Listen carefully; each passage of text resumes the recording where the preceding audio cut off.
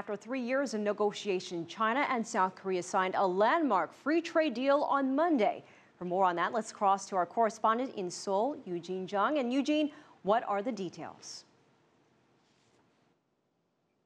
Right, Elaine, this free trade pact will slash trade barriers between China and South Korea on more than 90% of goods traded between the two within the next 2 decades. The deal, however, does not include rice and automobiles. It's been around 3 years in the works.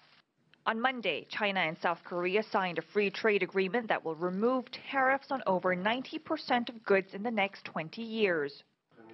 At a joint press conference following the signing in Seoul, China's Commerce Minister Chung said this will help strengthen economic ties between the two neighbors.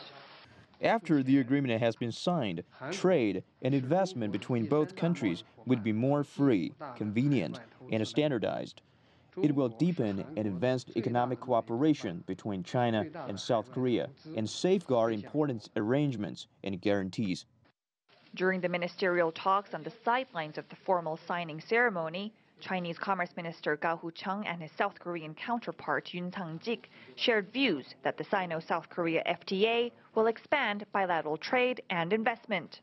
They also said it will serve as an all-round cooperative platform for the two countries to seek new growth engines. Last November, South Korean President Park Geun-hye and her Chinese counterpart Xi Jinping outlined the terms of a deal on the sidelines of the APEC summit in Beijing. China is South Korea's largest trading partner, and bilateral trade reached up to $230 billion in 2013. That's a 36-fold increase from since they normalized diplomatic relations in 1992. Experts in Seoul were surprised at the speedy progress of this deal, which they believe led to sectors important for South Korea, like automobiles, being left out. Although South Korea is relatively stronger in the automobile sector than China, finished vehicles have been excluded from this FTA completely.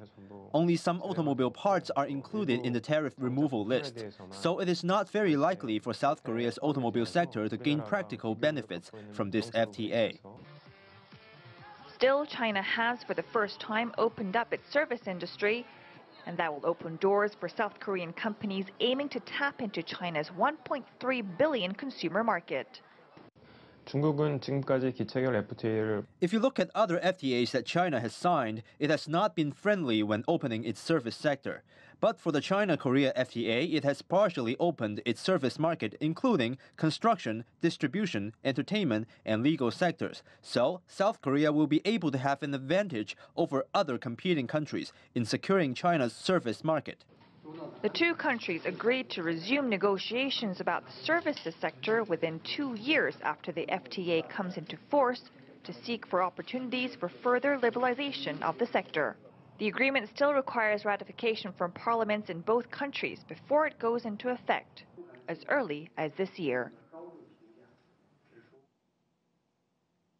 Right, China is the world's largest exporter and South Korea's largest trading partner, and Seoul is one of the few countries that enjoys a surplus in its trade with China. Last year, Seoul said that surplus amount was about $55 billion due to exports of cars, smartphones, and flat-screen TVs. Elaine?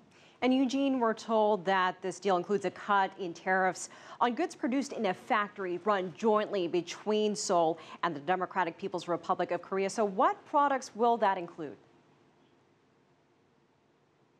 Right, we're talking about more than 300 products, mostly clothing and electrical components, manufactured in the Kaesong Industrial Park, located just north of the inter-Korea border. Now, these products were not included in Seoul's free trade pacts with the United States or the European Union, which are already in effect. Now, Seoul believes this new agreement with China could contribute to bringing peace on the Korean Peninsula and hopes it will lead to even more industrial zones opening up along the border. Elaine? All right, CCTV's Eugene Jung in Seoul.